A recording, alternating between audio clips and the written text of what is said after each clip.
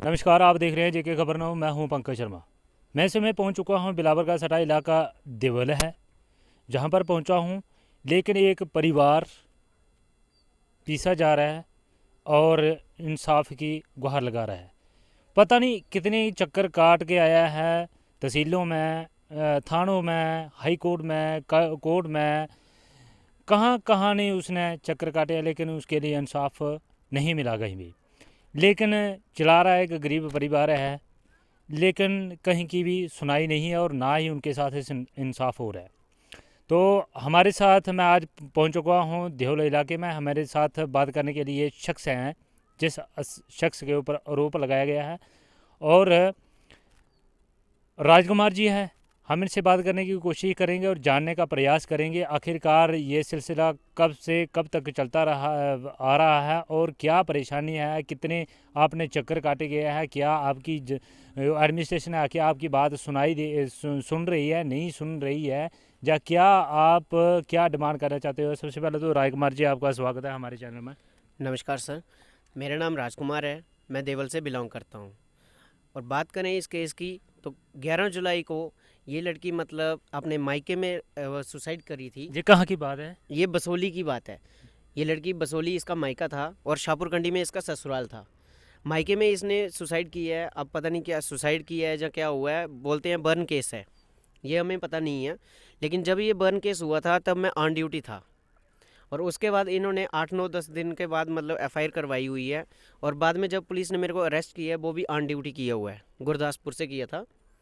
Arrest करने के बाद 1-2 दिन में ही मतलब जहाँ के जो बसोली के वार्ड मेंबर थे, उनके हमारे घर में कॉल आई कि हाँ जी हमें कुछ पैसे लेके आओ, हम जहाँ यहीं पे बात ख़त्म कर देते हैं।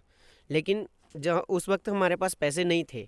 पैसे जो जो लड़की के ससुराल वाले हैं, उनका जो वार्ड मेंबर है या लड़की के जो मायका जो है? लड़की का मायके में वार्ड मेंबर था उसका कॉल आया था। जी जी। और उसका हमारे पास ऑडियो क्लिप भी है।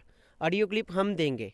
बाकी कॉल डिटेल्स निकालने की बात है तो वो पुलिस डिपार्टमेंट निकाले, उसकी हमारी कोई गारंटी नहीं है। ऑडियो क्लिप हम देंगे।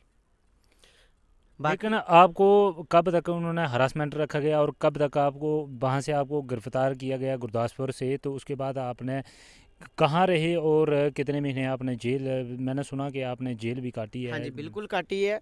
15 दिन मैंने एडमिनिस्ट्रेशन बसोली में काटे हैं। उसके बाद मतलब जो वहाँ का वार्ड मेंबर था वो हर दिन पुलिस स्टेशन आता था, और उसने मतलब जल्दबाजी में चालान पेश करवा दिया है। चालान पेश करने के बाद मेरे को जेल में शिफ्ट कर दो, अपने आप को बेगुनाह साबित कर लो।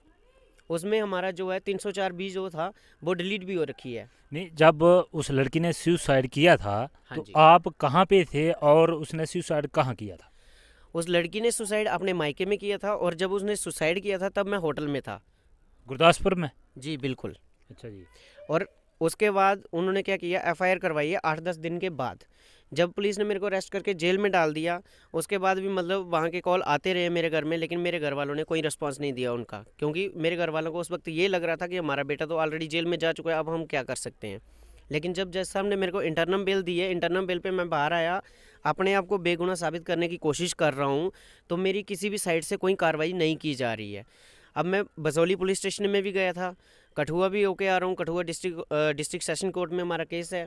बिलावर एडमिनिस्ट्रेशन में गया था, जम्मू हाई कोर्ट भी गए थे हम, जम्मू सीबीआई में केस डाल रखा है, क्राइम ब्रांच में डाल रखा है, हर जगह जा रहा हूँ, लेकिन नहीं, कहीं भी जब आपने केस क्राइम ब्रांच में डाल दिया है तो क्या रिस्पांस आता है आपको उनकी तरफ से? सर वहाँ से जितनी बार भी गया हूँ यही बोला जाता है कि 5 या 10 दिन के बाद आना, हम आपको बता देंगे, और कोई कार्रवाई नहीं की जा रही है। अब मेरे को चाहिए इंसाफ। कल मेरी मतलब पेशी है, कल 7 तारीख है, 7 जनवरी को कल मेरी पेशी है दोबारा। तो अब देखते हैं क्या होगा। मेरे को चाहिए इंसाफ, जैसे मर्जी। नहीं, आप बोल रहे हैं कि हमने बिलावर के थाना के चक्कर काटे हैं, हाई कोर्ट के चक्कर काटे हैं, कोर्ट के चक्कर काटे हैं, और जो कठुआ के चक्कर काटे हैं, बसोली के, लेकिन आपके लिए इंसाफ नहीं है। या क्या डिमांड करना चाहते हो आप सीबीआई के आगे? ऐसा है जी, मेरी कोई एफआईआर संभालने के लिए तैयार नहीं हुआ करता था। अब बड़ी मुश्किल से जो अगर कोई एफआईआर संभाल रहा है, रिसीव करने के बाद उसके बाद बोलते हैं 5-10 दिन में हमारे आपको बता देंगे, लेकिन बताता कोई कुछ नहीं है, कोई कुछ हो ही नहीं रहा है, कहीं से भी कार्रवाई नहीं हुई है। तो हमारे साथ इनके भाई जी हैं भूपेंद्र जी, हम इनसे भी बात करेंगे कि आखिरकार ये मसला क्या है और क्या डिमांड करना चाहते हो एडमिनिस्ट्रेशन के आगे? तो भूपेंद्र से भी बात करने। भूपेंद्र जी, स्वागत है आपका जेके खबर हुआ। सबसे पहले थैंक यू आपको, आप हमारे तक पहुँचे हैं।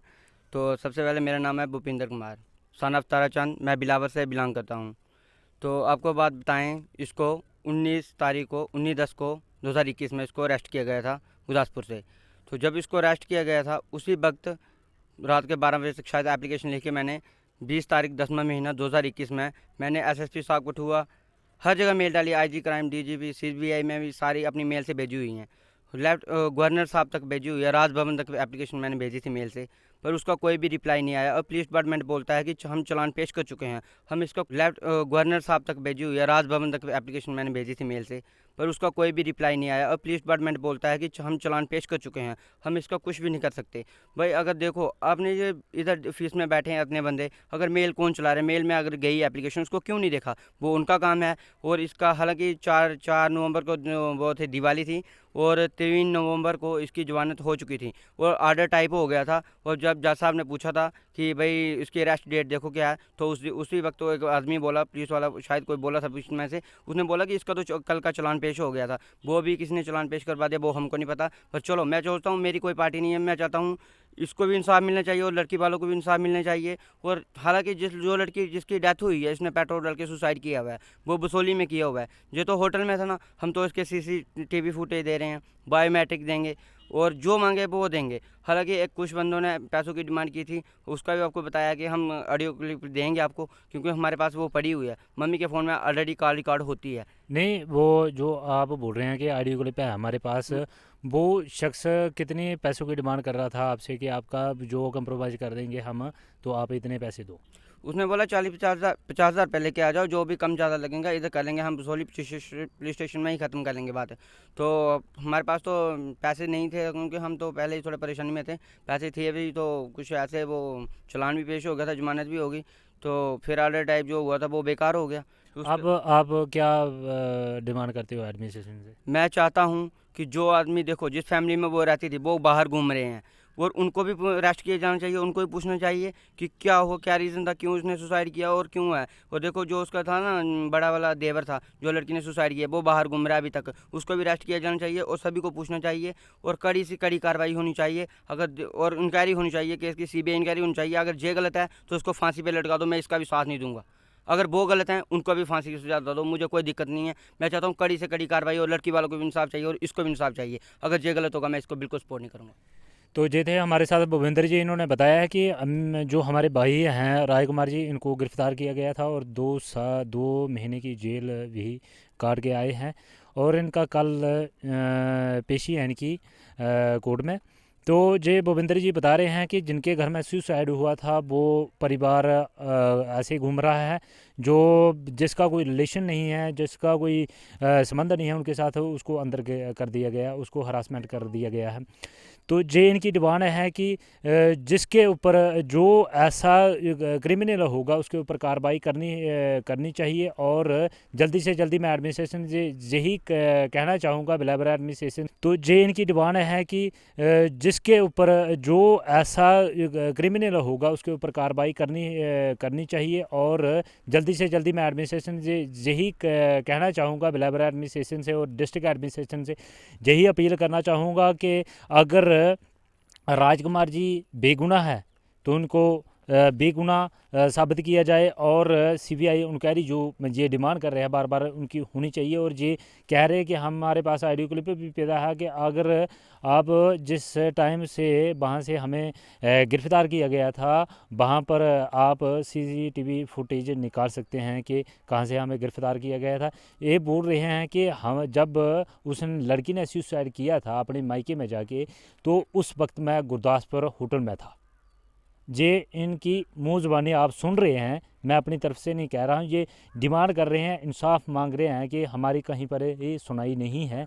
लेकिन मैं बार बार यही कहना चाहता हूँ कि ऐसे बंदों के ऊपर जो क्रिमिनल होते हैं उनके ऊपर इन्वेस्टिगेशन की जाए और तफसील से उनकी पूरी जांच पड़ताल की जाए कि क्या कौन गलत है, राजकुमार जी गलत हैं या उनके जो घर वाले हैं, उनका परिवार है वो गलत है। इनको इंसाफ चाहिए। जो कह रहे हैं कि हमें इंसाफ चाहिए, मैं गुनाहगार हूँ या वो गुनाहगार हूँ, मुझे आप गुनाहगार साबित करवा दीजिए, क्योंकि मैं बहुत कम से कम कोई 3 महीने से मैं पिस रहा हूँ इस चक्की में, लेकिन मेरी कहीं भी सुनाई नहीं है। मैं थाने में भी जा चुका हूँ, हाई कोर्ट में भी जा चुका हूँ, CBI क्रिमिनल ब्रांच में भी जा चुका हूँ, लेकिन मेरी भी सुनाई नहीं है।